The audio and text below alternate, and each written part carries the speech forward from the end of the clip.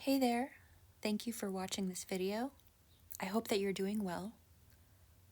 I'm up for about 20 to 30 minutes at this point after a recent injury 2 months ago, which had me laying in bed pretty much every day and night for that whole time.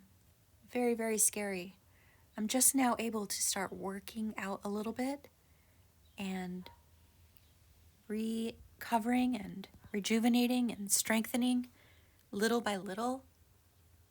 Getting out into the garden and moving things around and doing what I'm so passionate about. So I know that these 20 to 30 minute chunks of time during the day that I can get outside and make my food and be in the sun is incredibly rejuvenative and healing and supportive to my process of getting stronger and feeling better.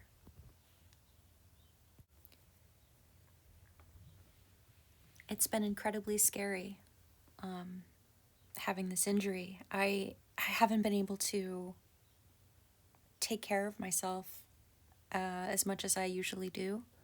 I had to call in a lot more help. I still do. I haven't been able to sit very long to take showers as much as I'd like to. I've been taking sort of like sponge baths from bed, setting up a little hot plate to make food next to the bed, and pretty much spending so much time resting in bed.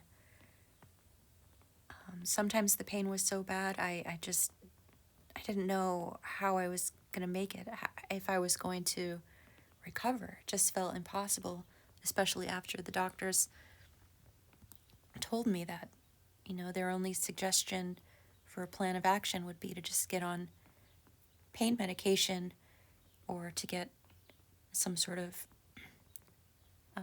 steroidal injections in the area that's painful in my right leg and my hip. Neither of those things are what I would like to do. I really want to know exactly what's going on and see on the scan for myself so that I can provide the therapy that I feel is best for myself through stretching and water therapy and doing the things that I love, like eating healthy, growing my food, spending time laying in the sun, and just really embracing the holistic lifestyle, which addresses health on not just the physical level, but the spiritual and the emotional. I love having this space back here, renting this room in this house where I can expand outside, and I'm starting to create the little sanctuary that I had hoped to be able to. For so long, I had been bringing my seed collection with me from place to place until I found a spot that I could put them in soil and start to grow again. If you've been watching my videos, you know how beautiful the house was where I lived a couple of years ago. The garden that I had set up there, the pool that I had set up there. I was there for 7 years. I feel very, very lucky. So, anyhow, if you could see the way I'm bending forward and grimacing, it's so painful to be using my body with this recent injury. I just purchased this back brace, which you can see around my waist. It's taken me a lot to embrace the new me after so much compounded stress every day. Really takes a toll, and it's not something that I've been wanting to show people, but I still want to share and to hopefully be supportive, and so I'm doing my best. So I've got a new setup over here. I purchased a pop-up tent, a 10 by 10 Max canopy tent, which is incredibly sturdy. I got this and set it up here because I needed to put my water therapy tub right outside my door, to keep it close to my space so that I could manage it easier, and to keep it protected from the sun. Here you can see I am snipping off some leaves of this lemon balm plant that I received a herbal bundle from the CSA box. And what I'm going to do with it is propagate it, hopefully regrow whole new plants. I'm going to use the rest of the leaves to make tea with. It's very good for anxiety and just calming the nervous and physiological system overall. So I've tried this with a few different things: lavender, rosemary, nettle, mint. What else? I think that's it. And this lemon balm. So I just snip off most of the leaves, the top and the bottom, stick it in moist soil, and put it in the propagation station. Lemon balm has a deliciously aromatic fragrance. I wish you could smell it, and if you can ever smell it for yourself, I recommend doing so. So here I am taking the kale off of the stems, and I'm going to cut some lemon, squeeze the lemon juice on the kale, sprinkle some salt on it, and massage the kale and have it sitting out in the hot sun.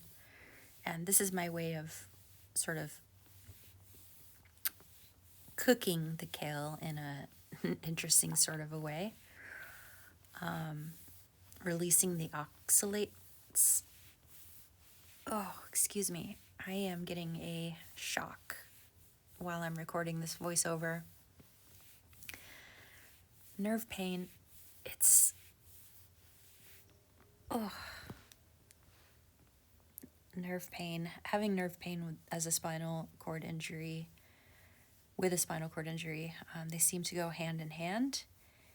And sometimes it just happens where I just have to stop and let the pain pass.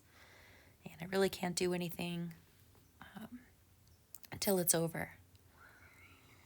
So I'm hoping with this back brace and the sandals that I got that have better arch support, and making a couple of adjustments to my wheelchair, that my posture and my back will feel better and heal a little bit faster.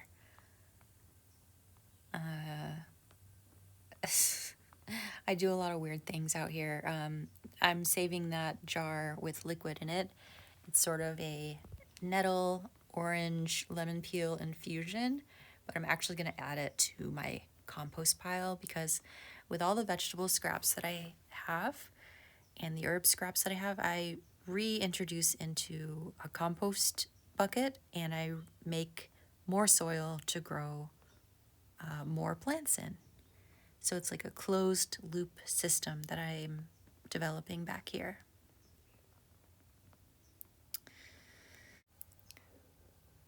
Something really cool about this canopy outside of my room is that it's so strong and sturdy that I could put my resistance band up on the frame and use it to help to strengthen, keep my shoulders and back muscles and my arms strong, and to work on my core muscles by keeping myself sitting up really straight, especially with this brace on. And it just feels really, really good to be able to engage my body and do some physical exercise while I've been recovering, because I've been laying in bed for about 2 months and it's very, very, very challenging if you've ever experienced anything like that. I cannot wait to put water in this tub in front of me here, because that means I'll be able to move my hips and my legs in the water. And the water therapy is definitely going to power up my healing to the next level.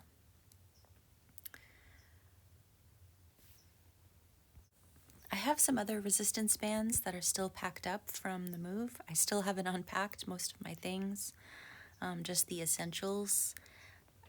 So I just have this yellow one out. It doesn't really have handles on it, but I'm just being creative and making do with what I have to get the movements that I feel that my body needs. I would love to be swimming in the pool that I was swimming in recently. I have to get a different membership at a different pool. I still haven't found the one in this area that's going to work out for me, but crossing my fingers. Tried to set up a little pool out there on the table for the birds, but they haven't used it yet. Another thing I'm propagating is this lettuce. Here's a close-up of the bottom of this romaine lettuce. This usually works pretty easily. You just chop off the bottom, put it in some water, and it will start to regrow lettuce leaves. Here's my table of goods. So yeah, here's the little propagation station I was telling you about. Nettle, lavender, lemon balm, rosemary, aloe, and lettuce. Oh, there's cilantro in there as well. This is a nursery.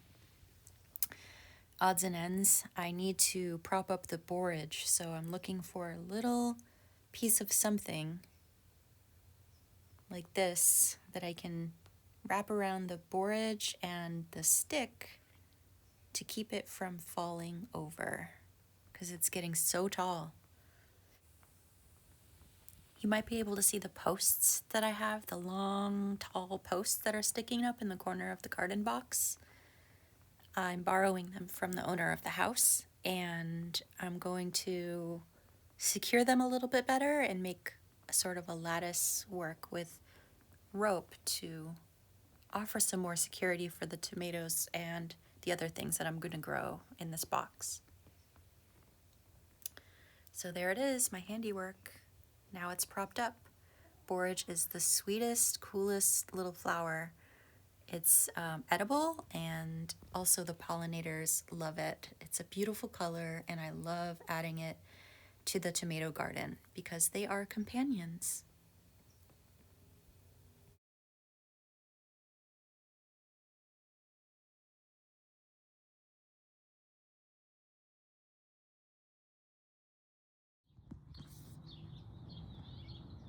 I had to stop my dinner making process and come out here because I have to appreciate the beauty of the sun shining directly onto this face of this beautiful sunflower.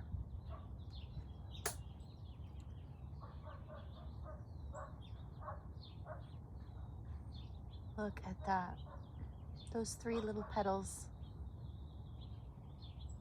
still curled in. The patterning of the center of the sunflower where the seeds will form is so fascinating to me. To think that that same pattern and the geometry of that pattern is found in so many other places throughout nature, the natural world, biological systems, the orbits of planets. It's fascinating. I grew a sunflower about 5 years ago and harvested the seeds from it. And when I moved here, I planted one of those seeds. And that's how we have this gorgeous beauty. So I'm gonna go back in and finish my dinner so I can lay down. Take care, everyone.